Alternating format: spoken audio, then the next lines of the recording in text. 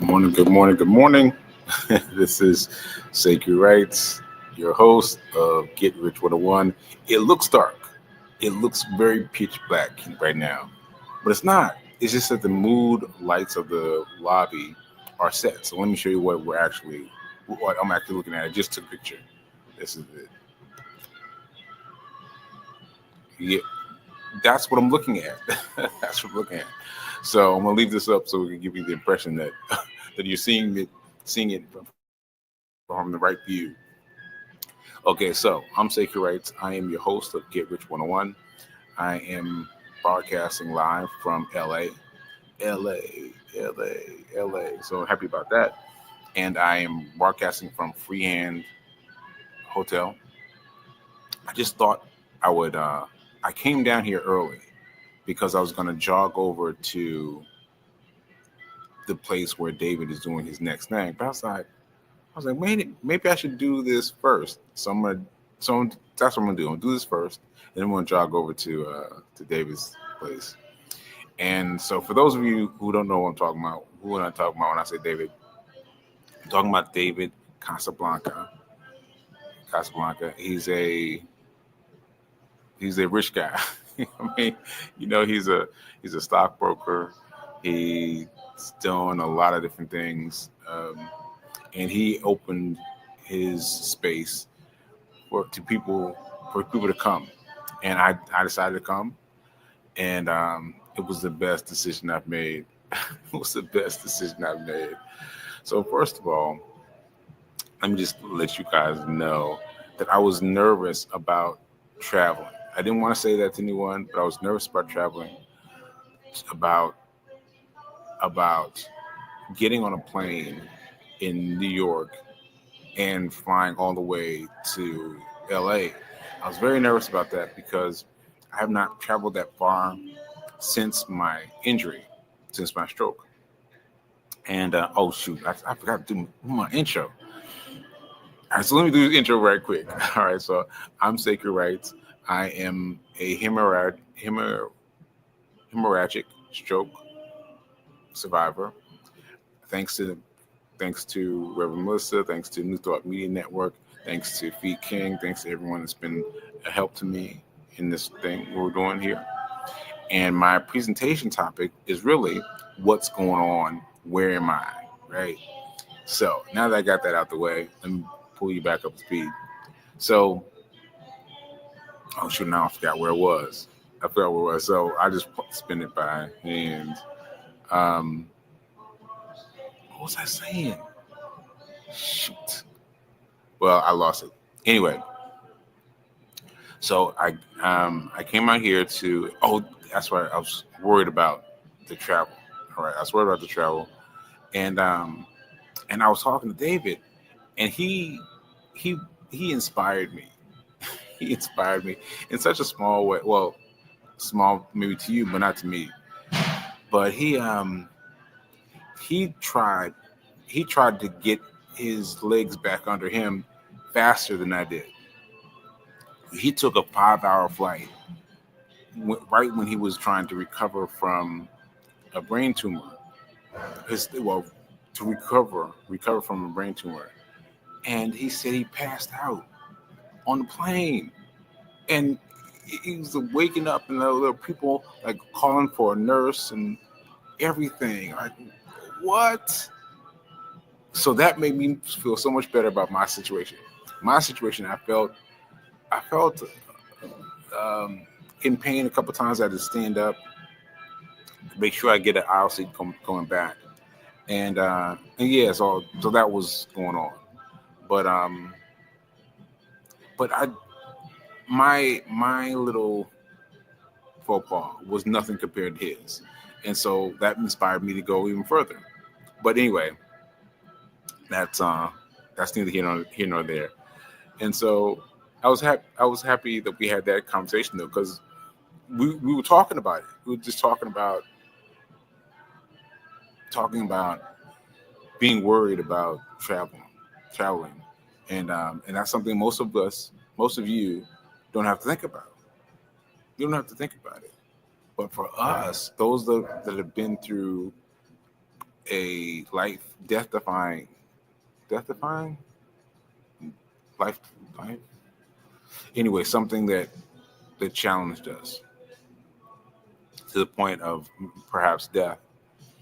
We've got to stretch our minds, stretch our brains to do new things, right? Like, so for example, I'm going to get off this and get back to what I'm saying, but I tried to drive from New York to the Cape.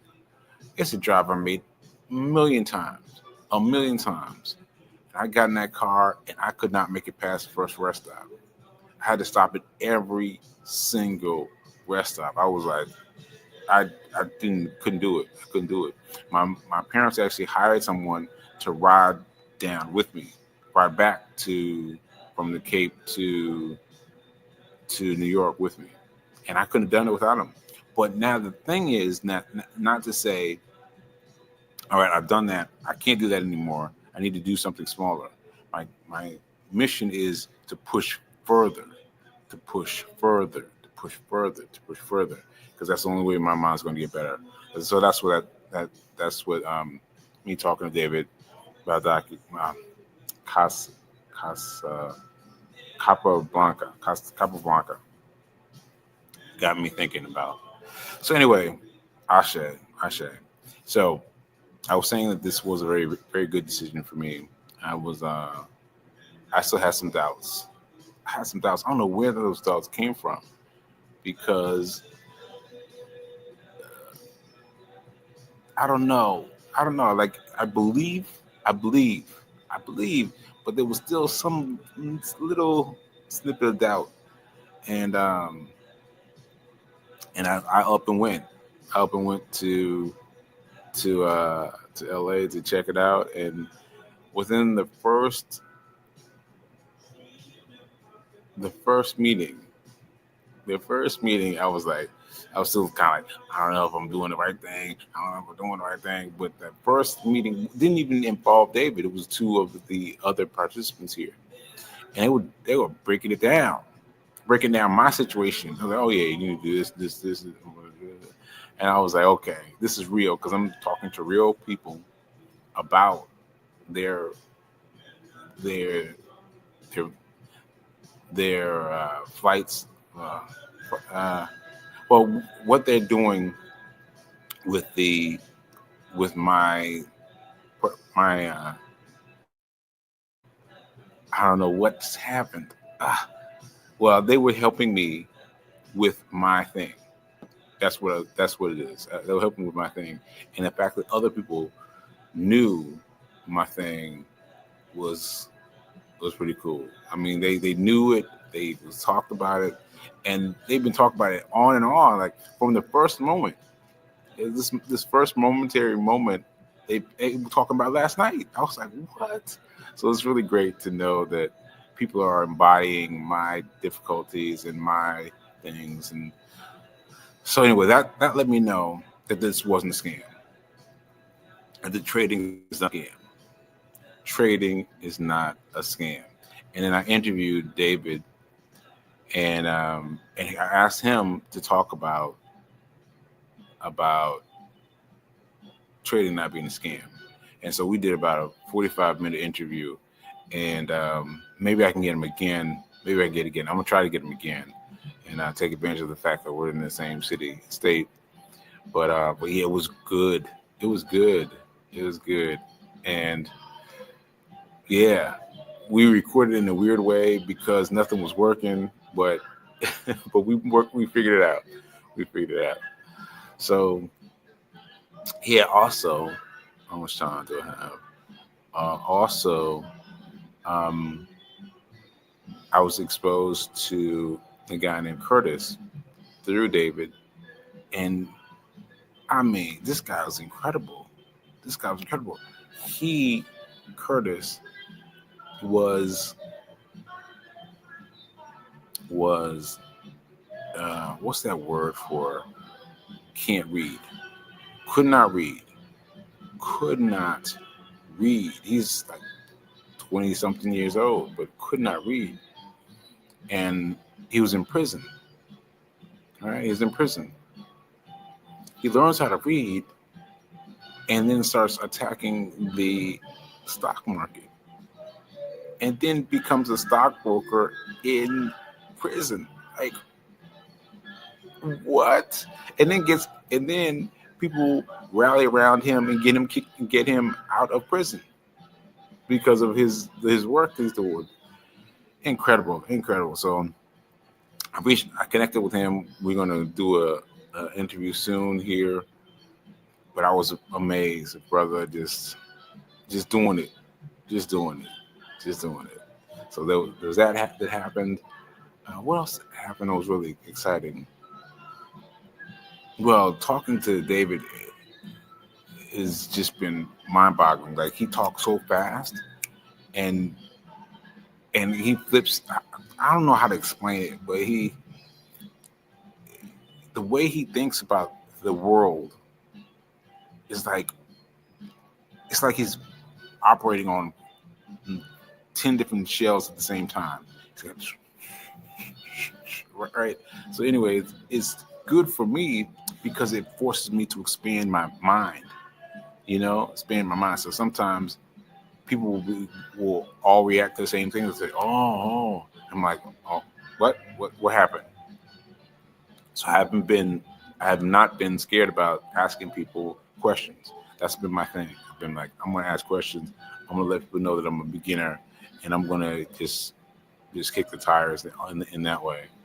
And so yeah, I've been kicking the tires and seeing what's up, and I've been yeah, I've been I don't know what to say. I don't know what to say, but it's been really good. It's been really good that uh, it's really good to know that there was a way through this. There is a way through this, and I am a day trader. I am a day trader. I'm a day trader. I'm a day trader. I'm gonna keep saying it to myself to remind myself that this is it. This is it. This is it. Because yeah, that's it. That's it. Because I would do something at home and I would not do something. I would do something and not do something.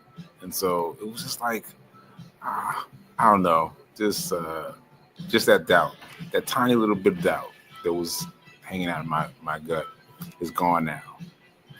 It's gone now. It's gone now. So Ashe.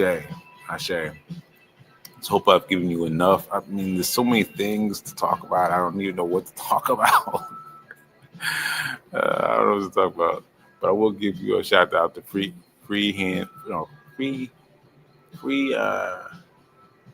man, I can't remember I always get the name of it. Freehand, I think.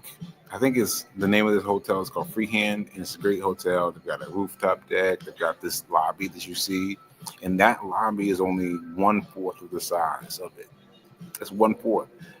There's a whole restaurant back here, all kinds of things. So, yeah, I'm feeling good. I'm feeling good. And what I'm doing now is I'm going over to David's place of business, and we're going to get started at 6:30 in the morning, and we're just going to go. I don't even know what's going to happen, but we're going to go. So, all right, folks, I will see you later. I'm going to get out of here because I want to keep my laptop fresh. All right. So, thanks for watching. Thanks for being here. Thanks for following the rules of Get Rich 101, because Get Rich 101 is what brought me here to this level. Like, that's what got me here, right? So so one quick thing. One of the participants was asking me, which of the things have I talked about that really set you off to Get Rich 101? Like, what's really been doing a lot for you? You mentioned real estate, and I said, yeah, I've done real estate. Personally, I did it terribly, by the way, but I did real estate myself personally, and I know that it makes a lot of money, but it's slow and cumbersome, right? And the thing that I like about trading is the fact that there's nothing to hold. There's nothing to do. Like, you do this with numbers, and that's it. And that's it. And David talked about his transition from an Uber driver to a 7-figure person. So you watch out for that interview soon. Watch out for that interview soon, and watch out for the interview with Curtis soon, because those two guys are really doing it. All right, folks. So I'll see you later. And don't forget, where's my thing. Don't forget that now is better than perfect. Now is better than perfect. Right to this broadcast right now. Now is better than perfect. I know I could do better lighting, better everything, but this is it. This is it for now. So now is better than perfect. All right, and yeah, and so I'll see you next time. I'll see you when I'm back on the East Coast, and I'm gonna be a day trader for real. All right, later.